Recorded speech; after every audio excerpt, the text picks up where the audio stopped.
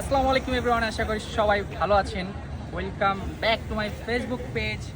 After long time পর আমি আপনাদের সামনে।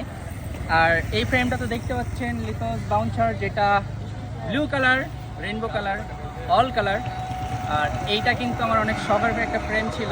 আপনারা জানেন আমি red colour, blue colour and gold colour frame use করি লিথোসের তিনটা।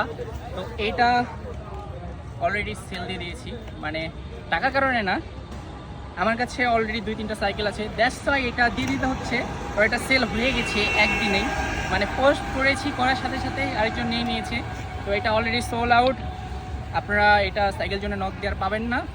ওইখানেও আমার হচ্ছে যেটা বিজনেস পেজ, ওইখানেও কিন্তু এটা সেল পোস্ট দেওয়া হয়েছিল অ্যান্ড সব জায়গা থেকে কিন্তু এখন সোল্ড। তো এটা আর পাবেন না, এটা একটা আপডেট দিলাম আপনাদেরকে। আর এই ফ্রেমটা কিন্তু অনেক শখের ছিল, বলতে গেলে 4 মাস ব্যবহার করা হয়েছে।